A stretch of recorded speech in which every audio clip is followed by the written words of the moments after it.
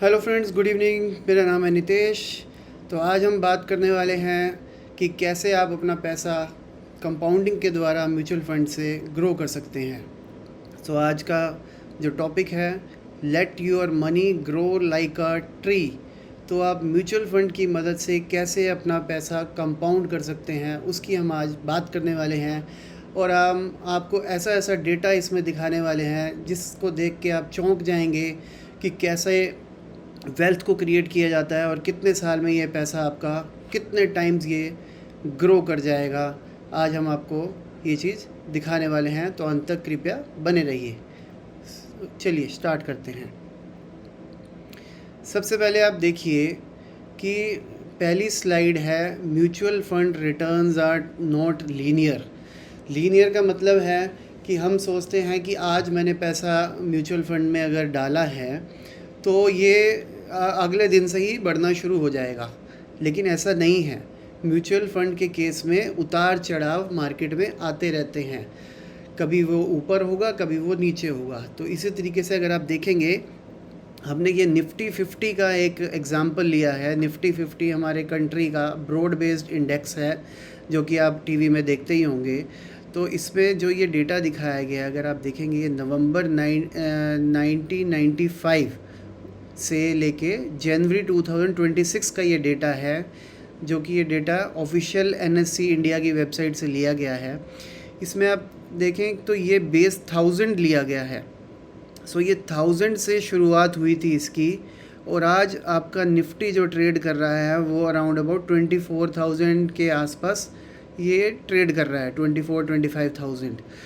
तो अगर आप देखो तो 95 से लेके 2025 में लूँ तो 30 इयर्स हो गया। एंड इन 30 इयर्स में आपका पैसा कितना ग्रो किया। अगर वो पर्सन जिसने 95 में कोई पैसा लगाया, या 96 में भी लगाया, 97 में भी लगाया, तो ये आपका 24 और 25 टाइम्स तक ये पैसा बढ़ गया है। तो किसी ने अगर 1 लाख रुपए लगाया होगा तो वो आज 24 से 25 लाख हो गया होगा। किसी ने अगर 10 लाख रुपए लगाया होगा तो वो 2.5 करोड़ के आसपास हो गया होगा। किसी ने 1 करोड़ लगाया होगा तो वो 25 करोड़ हो गया होगा। सो आप देख सकते हैं कि इसका कितना बेनिफिट है अगर आप लॉन्ग टर्म तक रुकते हैं। लॉन्ग टर्म की बात मैं ये नहीं कह रहा कि 1 साल या 2 साल। आप देखते हो डेली टीवी में आता है कि आज मार्केट क्रैश हो गया, आज ट्रंप ने ये कह दिया, आज कोई क्राइसिस आ गया, आज पेट्रोल की कीमतें बढ़ गई, आज इलेक्शन में ये हो गया। तो कितना ही क्राइसिस आए और कितना ही चले गए, कितना ही वार हुई और कितनी ही चली गई, लेकिन जो अंत तक रुका तो उसको क्या उसका बेनिफिट मिला। बगैर कुछ किए, सिर्फ इन्वेस्टमेंट में बैठे रहने से भी आपका पैसा 24 से 25 गुना बढ़ गया है 30 इयर्स में। तो इसीलिए कहते हैं कि जो कंपाउंडिंग है उसमें टाइम की बहुत बड़ी इम्पोर्टेंस है, कि अगर हम उसको टाइम देते हैं अपनी इन्वेस्टमेंट को, तो वो कितना टाइम्स ग्रो कर सकता है ये हम समझ भी नहीं पाते और इसको हम अंदाज़ा भी नहीं लगा सकते। तो आप देखें कि कितने बीच में क्राइसिस हुआ। ये .com क्राइसिस हुआ, देन ये सब प्राइम क्राइसिस हुआ 2008 का, देन 2020 में कोविड-19 का क्राइसिस हुआ। तो कितना स्टॉक मार्केट गिरता है, स्टॉक मार्केट बढ़ता भी है और स्टॉक मार्केट गिरता भी है। तो इसमें वही आदमी पैसा कमाता है जो लंबे समय तक रुक सकता है, जिसके पास पेशेंस लेवल है। ये नहीं कि आज मैंने अपना पोर्टफोलियो देखा तो आज दिखा कि 20% ये डाउन हो गया, तो ये बस ये तो सिर्फ स्कैम है, तो इससे बाहर निकल जाओ। क्या होता है, धीरे धीरे चीज़ें इवॉल्व होती हैं, कंपनीज ग्रो करती हैं, एंड उसके हिसाब से जो इन्वेस्टर हैं उनका भी एक्सपेक्टेशन लेवल या उनका साइकोलॉजिकल लेवल भी बढ़ता है कि हाँ, ये कंपनी हमारे प्रॉफिटेबल है, ये ग्रोथ की कंपनी है, इसमें पैसा बढ़ेगा। और निफ्टी 50 जिसका मैं एक एग्ज़ाम्पल आपको दिखा रहा हूँ, ये हमारे देश की टॉप 50 कंपनीज़ हैं। तो अगर किसी ने निफ्टी 50 में भी अगर पैसा लगाया टॉप 50 कंपनीज़ में, और धीरे धीरे चाहे उसने पैसा लगाया होगा, तो उसका ज़रूर पैसा ग्रो किया होगा। तो ये जो एक एग्जांपल दिखाया गया, ये इसलिए दिखाया गया है कि कंपाउंडिंग क्या होता है, कि कंपाउंडिंग से आपका पैसा धीरे धीरे धीरे धीरे धीरे धीरे धीरे यहाँ से शुरू होते होते होते होते आप देखेंगे तो ये कैसे धीरे धीरे बढ़ रहा है। बीच में थोड़े पीरियड्स आते हैं जिसमें ये काफ़ी क्रैश भी होता है, लेकिन अगर कोई लंबे समय तक रुका हुआ है तो ये आपका काफ़ी मल्टीपल्स धीरे धीरे होके बहुत ग्रो कर जाता है। तो इसलिए कंपाउंडिंग में समय लगता है, लेकिन कंपाउंडिंग की वजह से आप जितना वेल्थ कमा सकते हैं बहुत ही अनएक्सपेक्टेड है और बहुत ही ज़्यादा है। आइए हम आपको एक और चार्ट इसके बारे में दिखाते हैं। ये भी एक निफ्टी 50 का चार्ट दिखाया गया है कि इसका कैसे एवोल्यूशन हुआ। ये 95 से लेके जो मैंने अभी आपको दिखाया था, सिमिलरली सेम चीज़ है कि इसने 1000 से लेके 25,000 का मार्क 30 इयर्स में कैसे अचीव किया। तो अगर किसी ने यहाँ इन्वेस्ट किया होगा और धीरे धीरे धीरे धीरे उसका पैसा यहाँ पे ग्रो कर गया है। कोई 1 लाख इन्वेस्ट किया तो वो 25 लाख हो गया, कोई 10 लाख इन्वेस्ट किया तो 2.5 करोड़ हो गया। किसी ने धीरे धीरे भी थोड़ा थोड़ा इन्वेस्ट भी किया SIP की फॉर्म में, तो भी पैसा वो बहुत ही ग्रो किया है। उसका भी मैं आपको आगे एवरेज दिखाने वाला हूँ। ये देखिए, इसमें दिखाया गया है कि म्यूचुअल फंड का जो रिटर्न्स है या निफ्टी 50 का रिटर्न मैं यहाँ एग्जांपल में जो दिखा रहा हूँ आपको, 1995 से अगर कोई 25 साल तक वहाँ रुका तो उसका जो एवरेज रिटर्न आ रहा है 13.95% है। इस एवरेज को आप इस तरीके से मत सोचना कि ये हर साल 13.95% बढ़ता है। ये कभी 15% गिरेगा भी, कभी ये 50% बढ़ेगा भी, फिर अगले साल 20% गिरेगा भी, फिर अगले साल 30% बढ़ेगा भी। सो उतार चढ़ाव इसमें आते रहते हैं। लेकिन इसमें पैसा किसका बनता है? जो लंबे समय तक रुका रहता है। तो आप देखेंगे 25 इयर्स का जो एवरेज रिटर्न है दैट इज़ अराउंड 14%। 20 इयर्स जो रुका उसका 12% की हिसाब से एवरेज रिटर्न है। जो 15 इयर्स है फिर 12%, जो 10 इयर्स रुका उसे 15% एंड सो ऑन। सो इसमें यही बताया गया है कि आप लंबे समय तक अगर रुकोगे तो आपके विनिंग के चांसेस ज़्यादा हैं, आपके पोर्टफोलियो का ग्रो होने के चांसेस ज़्यादा हैं। 1 साल 2 साल 3 साल में हो सकता है कि आपने पैसा लगाया लेकिन वो 30% कम भी हो गया। तो इसे आप ये मत सोचना कि ये स्कैम है, तो इसमें समय लगता है। अब हम आगे जो बात करने वाले हैं वो बताने वाले हैं कि म्यूचुअल फंड होता क्या है। अभी आपने देखा कि ये निफ्टी 50 के अंदर अगर किसी ने पैसा लगाया था तो वो कैसे ग्रो हो गया।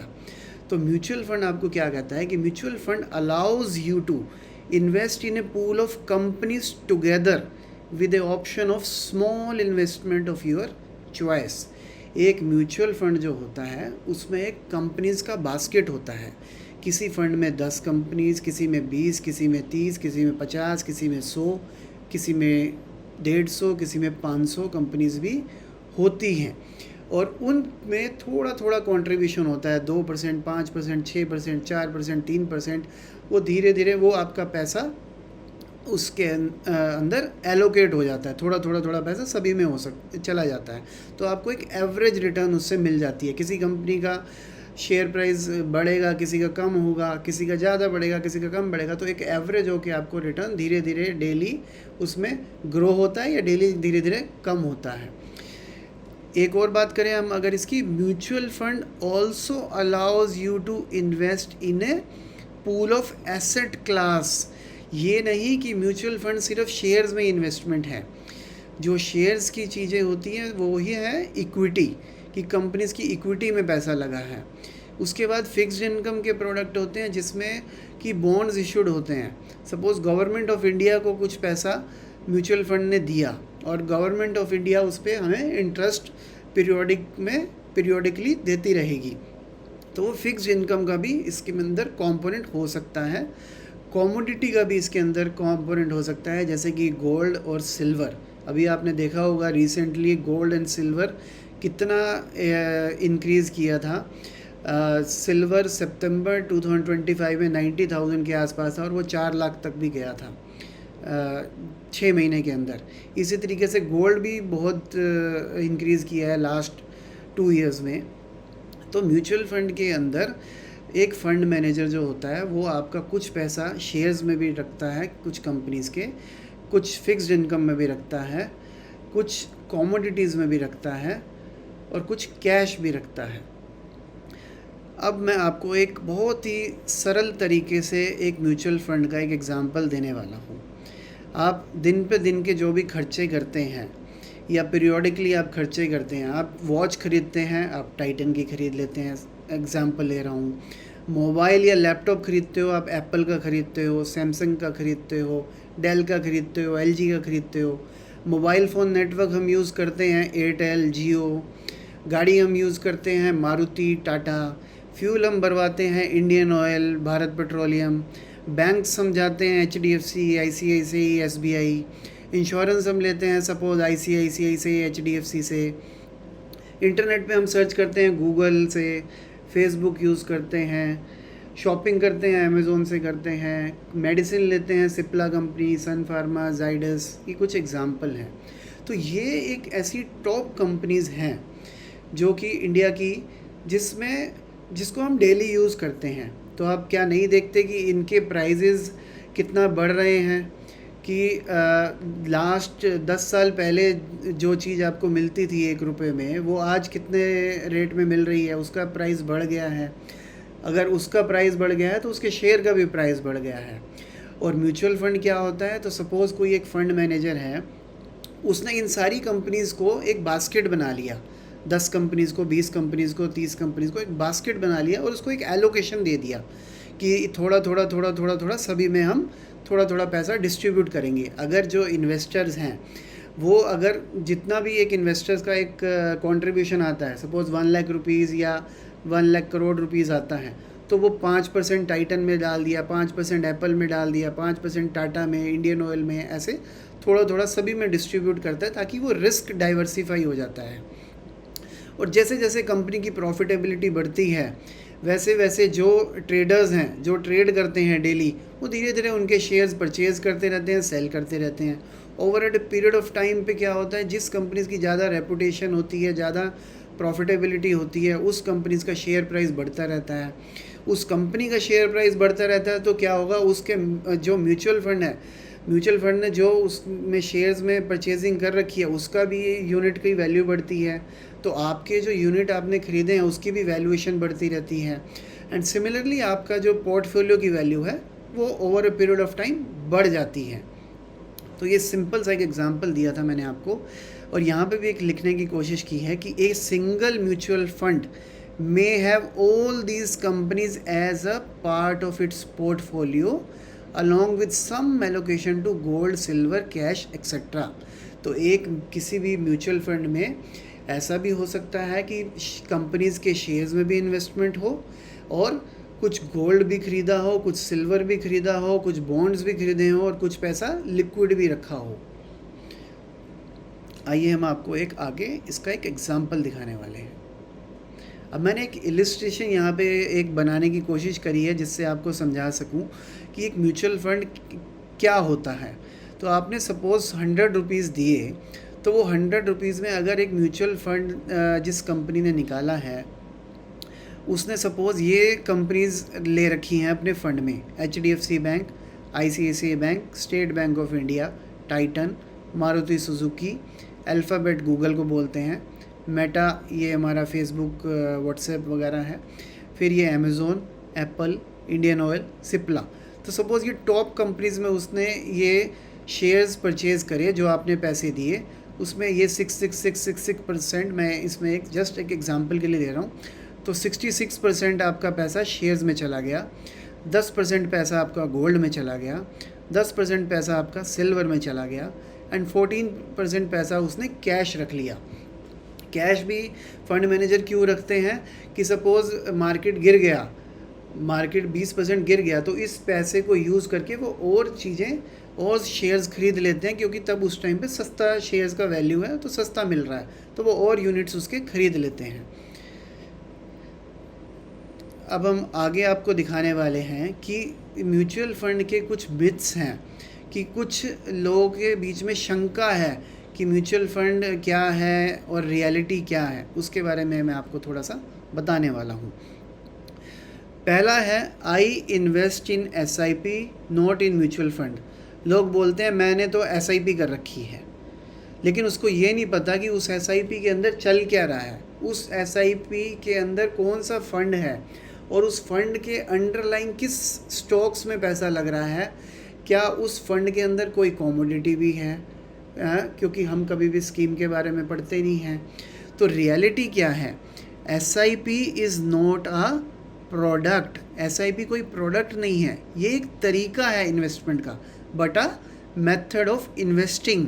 इसमें क्या होता है कि आप रेगुलरली थोड़ा थोड़ा पैसा धीरे धीरे उस फंड के अंदर डालते रहते हैं। सपोज़ आपने 1000 रुपीज़ की SIP करी, तो 1000 रुपीज़ मंथली आपके अकाउंट से जाते रहते हैं और उस फंड में वो पैसा इन्वेस्ट होता रहता है। जो आपने फ़ंड ख़रीदा, सपोज़ वो वही फ़ंड है जो मैंने एक एग्ज़ाम्पल लिया, उसमें कुछ पैसा शेयर्स में जा रहा है, कुछ पैसा आपका बॉन्ड्स में जा रहा है, कुछ पैसा आपका गोल्ड सिल्वर में जा रहा है, तो वो धीरे धीरे आपका पैसा ग्रो करेगा। एंड फिर क्या बोलते हैं, a mutual fund is A vehicle that invest your money in underlying securities like shares, bonds और अदर एसेट्स। उस फंड के अंदर जो फंड मैनेजर है उसने क्या पोर्टफोलियो में डाल रखा है, कितना शेयर्स डाल रखा है, कौन सी कंपनीज़ के डाल रखे हैं, कौन से बॉन्ड्स डाल रखे हैं और कितनी कमोडिटी में एलोकेशन किया हुआ है। फिर सेकंड होता है कि mutual fund are very risky. एक ये भी मिथ होता है कि म्यूचुअल फंड बहुत ही रिस्की है। अब रियलिटी क्या है, रिस्क डिपेंड करता है कि आपने कौन सा फ़ंड सेलेक्ट किया है और कितने होराइज़न के लिए, कितने टाइम पीरियड के लिए आप उसको होल्ड करके रखते हो। अगर सपोज़ आपने कोई इक्विटी फ़ंड ले लिया जिसमें 100% पैसा आपके शेयर्स में ही लगा हुआ है, लेकिन आपने ये तय नहीं किया कि मैं इसको 10 साल तक होल्ड करने वाला हूँ या 15 साल तक होल्ड करने वाला हूँ या 5 साल तक होल्ड करने वाला हूँ। आपने 1 साल में देखा कि बहुत ही पैसा उसमें डाउन हो गया, क्योंकि उस टाइम मार्केट डाउन चल रही है, तो 1 साल में आपका पैसा थोड़ा डाउन दिखा आपके पोर्टफोलियो में, आपको लगा ये तो स्कैम है, ये बकवास है, इसको छोड़ दो। लेकिन नहीं, म्यूचुअल फंड रिस्की नहीं है। क्या रिस्की है, हमारा बिहेवियर रिस्की है, क्योंकि हम उसे एग्ज़िट कर लेते हैं। अगर आपको 1 साल में ही पैसा लगाना है तो आपके पास ऐसे इंस्ट्रूमेंट्स हैं जिसमें कि कम रिस्क है। आप बॉन्ड्स में पैसा लगा सकते हैं, उस बॉन्ड में, ताकि आप जैसे लिक्विड फंड है, आप लिक्विड फंड में पैसा लगा लेते हैं, उसमें बहुत ही कम रिस्क है, आपको 6 to 7% या 8% के आसपास आपको पैसा 1 साल में वो ग्रो करके दे देगा। लेकिन अगर आपने कोई इक्विटी फंड में पैसा लगाना है जिसमें कंपनीज़ के शेयर्स में इन्वेस्टमेंट होती है, तो कम से कम आपको 5 साल या 7 साल तक का टाइम होराइज़न लेकर चलना चाहिए, तभी वो आपको प्रॉफिटेबल दिखेगा। फिर एक मिथ होता है कि mutual fund give guaranteed returns. कोई लोग बोल देंगे कि हाँ इसमें गारंटेड रिटर्न, मैं थर्ड और फोर्थ नंबर को कंबाइन करके आपको बताना चाह रहा हूँ कि लोग बोलते हैं इसमें गारंटेड रिटर्न है या इसमें 12% का एवरेज रिटर्न है। 12% का एवरेज रिटर्न हो सकता है, लेकिन अगर आप उसको लंबे समय तक लेकर रखेंगे, अगर आप 5 साल 7 साल 10 साल तक उसे होल्ड करके रखेंगे। So mutual funds are market linked. तभी अगर आप देखेंगे कि एडवर्टीज़मेंट में भी यही बताया जाता है, mutual funds are subject to market risk, please read the scheme carefully before investment. कि म्यूचुअल फंड है वो मार्केट लिंक्ड है ज़्यादा से ज़्यादा, क्योंकि म्यूचुअल फंड्स में ज़्यादातर लोग इक्विटी फंड्स ही सेल करते हैं, तो वो मार्केट लिंक्ड है। मार्केट में क्या होगा, शेयर्स दिन पे दिन परचेज़ होते हैं, सेल होते हैं, लोग कम पे ख़रीदते हैं, ज़्यादा पे बेचते हैं, तो ये सब चलता रहता है। 1 साल में 2 साल में वो कम भी हो सकता है, लेकिन over a long period of time पैसा ग्रो हो सकता है। तो म्यूचुअल फंड हालांकि रिटर्न्स नॉट गारंटीड, लेकिन लॉन्ग पीरियड में प्रोबेबिलिटी है कि ये आपको हायर रिटर्न देकर जाएगी, इन्फ्लेशन को भी बीट करेगी। सिमिलरली द एग्जांपल है mutual fund is a scam, लोग बोलते हैं, लेकिन mutual funds are regulated by SEBI. SEBI है आपका security exchange board of India, ये रेगुलेटर है जिससे कि म्यूचुअल फंड रेगुलेटेड होते हैं और इसमें फ्रॉड के चांसेस नहीं हैं। फिर एक मिथ आता है कि म्यूचुअल फंड आर शेयर्स, या ये स्टॉक मार्केट है। तो वही मैं दोबारा रिपीट कर रहा हूँ कि mutual fund invest in shares, it also invest in bonds, it also invest in other assets like commodities, gold and silver. फिर एक मिथ आता है कि आपको बहुत ही ज़्यादा पैसे की ज़रूरत है, you need a lot of money to invest. नहीं, आप 100 रुपये से भी अपनी इन्वेस्टमेंट शुरू कर सकते हैं और 100 रुपये की SIP भी शुरू कर सकते हैं। फिर एक मिथ आता है कि मार्केट फॉल मीन्स लॉस, कि अगर मार्केट गिर गया तो आपको लॉस हो गया। नहीं, मार्केट अगर फॉल हुआ तो आपके जो पोर्टफोलियो की वैल्यू है वो वैल्यूएशन कम हो गई। जब तक आप सेल का बटन नहीं दबाओगे आपको कोई लॉस नहीं हुआ। मीडिया में बताया जाता है एडवर्टीज़मेंट में कि इन्वेस्टर के 70 लाख करोड़ रुपए निकल गए, इन्वेस्टर के 1 लाख करोड़ रुपए आज निकल गए यार, बाज़ार क्रैश हो गया। नहीं, अगर आपने किसी चीज़ को होल्ड करके रखा है तो वो कुछ नहीं हुआ है। अगर आप उसको होल्ड करके रखोगे, हो सकता है 1 महीने में वो फिर से वापस उसी लेवल पे आ जाए, हो सकता है 1 साल में वापस उसी लेवल पे आ जाए, हो सकता है वो 1 साल में 50% और ऊपर चला जाए, तो कुछ भी हो सकता है। लेकिन ये नहीं कि मार्केट गिरा है तो आपको लॉस हो गया। जब तक आप सेल का बटन नहीं दबाओगे कुछ नहीं होने वाला है।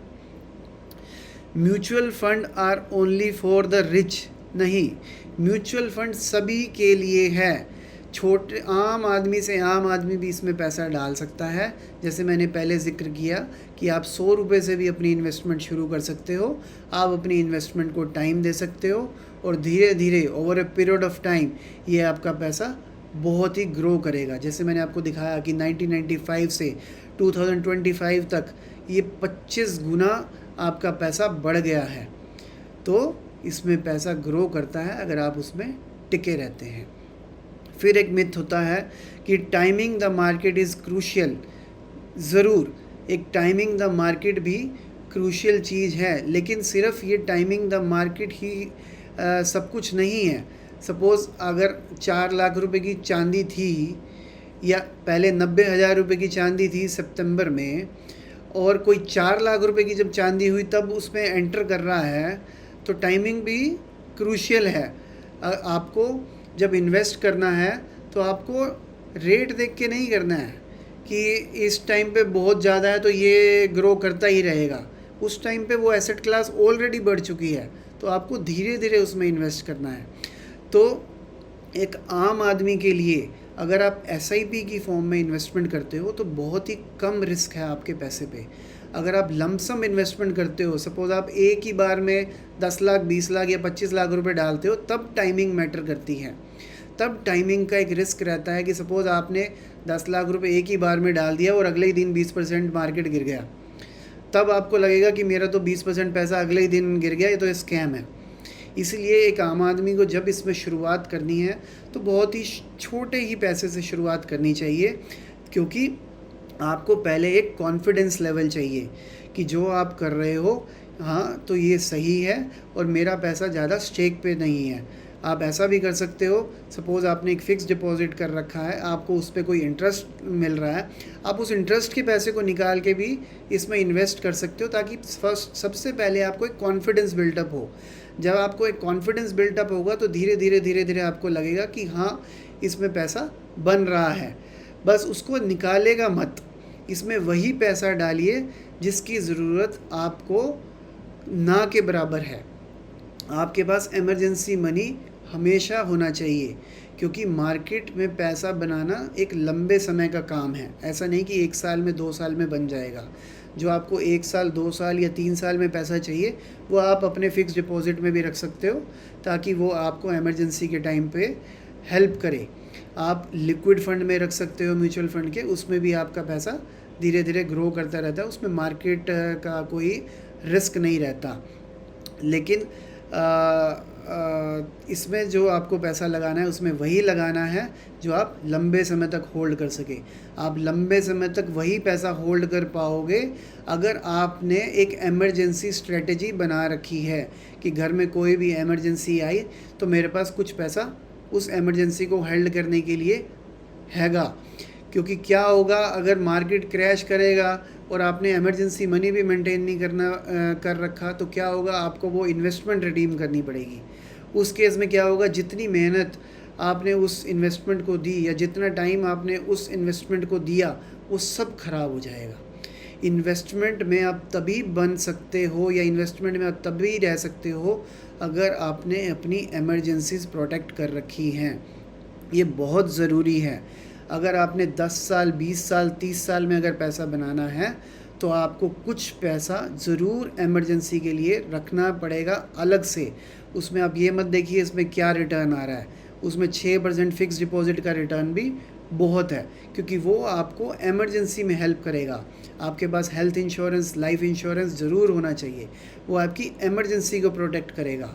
अगर आपने अपनी इमरजेंसी प्रोटेक्ट कर रखी है और धीरे धीरे आप SIP की फॉर्म में इन्वेस्टमेंट कर रहे हो, तो आपका पैसा ज़रूर बनेगा। अब तभी आप लंबे समय तक रुक पाओगे। आइए अगली स्लाइड में देखते हैं। अब जैसे ही मैंने पहले भी जिक्र किया कि म्यूचुअल फंड इज़ रिस्की और investor behaviour is risky. Mutual fund तो इतना रिस्की नहीं है जितना कि इन्वेस्टर बिहेवियर रिस्की है। इन्वेस्टर क्या देखता है, पैसा अब मार्केट गिर गया तो निकाल लो, ये तो सब स्कैम है, ये बकवास है, इससे यहाँ से बाहर निकल जाओ, और कोई इमरजेंसी आई तो पैसा निकाल लो, मेरा तो पैसा नहीं बना।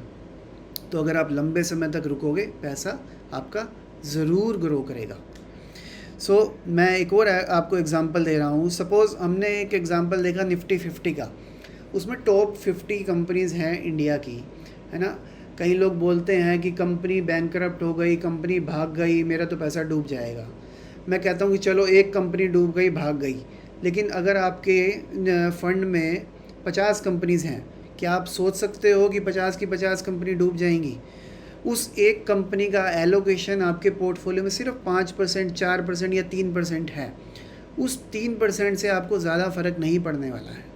तो एक फ़ंड जो बनाया जाता है, म्यूचुअल फ़ंड जो है, उसमें 50 कंपनीज़ हैं, फिर उसके ऊपर कमोडिटीज़ भी हैं, बॉन्ड्स भी हैं, कुछ लिक्विड उसमें भी पैसा डला है। तो ओवरऑल इसमें विनिंग के चांसेस ज़्यादा हैं अगर आप लंबे समय तक रुकते हो। मैं फिर से एक और एग्जांपल देते हैं। अब आप बोलते हो कि मेरे को गारंटीड रिटर्न्स चाहिए, तो हमारे लिए तो फ़िक्स डिपॉज़िट ही बढ़िया है, लेकिन इन्फ्लेशन आपके पैसे को हमेशा खाए जा रहा है। मैं एक एग्ज़ाम्पल लेता हूँ। आप बिज़नेस करते हो, आप शॉप खोलते हो, क्या उसमें कोई गारंटी है कि वो आपको पैसा ग्रो करके देगा? नहीं ना। फिर भी आप उस बिज़नेस में जाते हो, आप क्या फोरकास्ट करते हो कि हाँ, प्रोबेबिलिटी है कि अगर मैं ऐसा काम करूँगा या मैं अगर बिज़नेस में एक और प्रोडक्ट ले आऊँगा तो मेरा बिज़नेस ग्रो कर सकता है, तो आप उसके लिए मेहनत करते हो। सिमिलरली आपने कंपनीज़ में इन्वेस्ट किया है, आप नहीं देखते कि कितने न्यू प्रोडक्ट मार्केट में आते हैं, चाहे वो स्मार्टफोन्स का एग्ज़ाम्पल है, चाहे आपके व्हीकल्स का एग्ज़ाम्पल है, चाहे आपके टीवी का एग्ज़ाम्पल है, किसी भी चीज़ को आप ले लो, हर कंपनीज़ वैरायटी ऑफ प्रोडक्ट हर रोज़ मार्केट में लेके आ रही है ताकि डिमांड बनी रहे।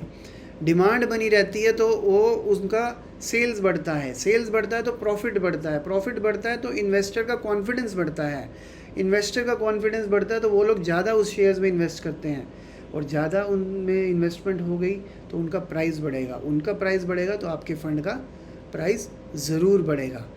तो इसमें गारंटीड वर्ड्स जो हम ले लेते हैं, उससे हम अपने आप को रिस्की बनाई जा रहे हैं, क्योंकि टाइम बे टाइम इन्फ्लेशन आपके पैसे को खाए जा रहा है। तो आपको थोड़ा बहुत रिस्क ज़रूर लेना चाहिए। किस पैसे पे रिस्क नहीं लेना चाहिए? जो आपका इमरजेंसी मनी है, जो पैसा आपने किसी चीज़ के लिए सोचा हुआ है। सपोज़ 1 साल में कोई आपके ट्यूशन फ़ीस जानी है, 2 साल में आप कुछ ख़रीदने वाले हो, 3 साल में आप कहीं जाने वाले हो, तो वो जो 2-3 साल का पैसा है जो कि एक चीज़ के लिए आपने फ़िक्स्ड रखा हुआ है, प्लान करके रखा हुआ है, उसके ऊपर आप रिस्क मत लीजिए।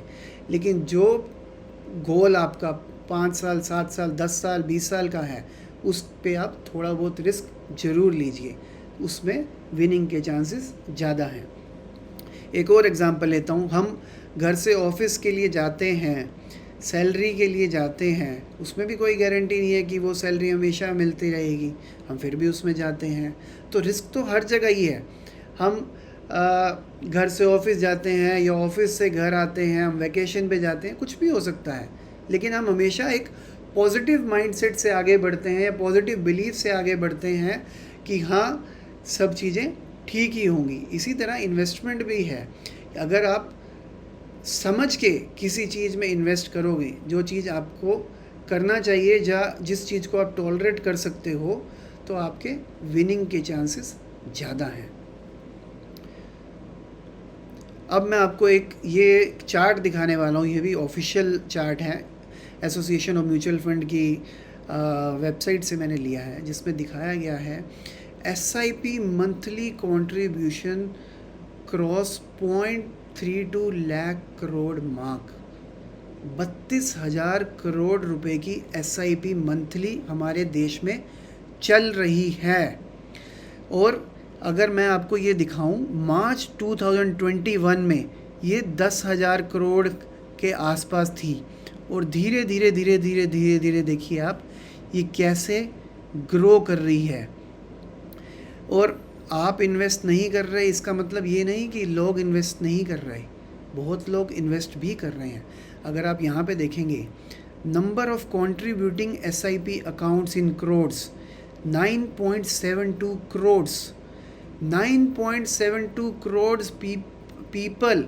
या सपोज़ अगर SIP अकाउंट्स एक पर्सन का दो भी है, तो 4 से 5 करोड़ लोग इसमें इन्वेस्ट कर रहे हैं, और 32,000 करोड़ की SIP मंथली आपके देश में हो रही है।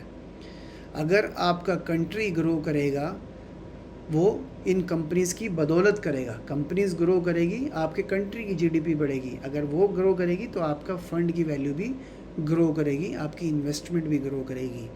तो इसी नोट पे मैं इस वीडियो को यहाँ पे एंड करता हूँ। बाकी बातें हम नेक्स्ट वीडियो में करेंगे। आई होप ये वीडियो आपको अच्छा लगा होगा, कुछ नई चीज़ें आपको इसमें से सुनने को मिली होंगी, समझने को मिली होंगी, और बाकी चीज़ें भी मैं आपको अगली वीडियो में समझाऊंगा। अगर आपको ये वीडियो पसंद आया हो तो मेरे चैनल को प्लीज़ सब्सक्राइब कीजिए, वीडियो को लाइक कीजिए और अपने फैमिली एंड फ्रेंड्स के साथ शेयर कीजिए। Thank you very much.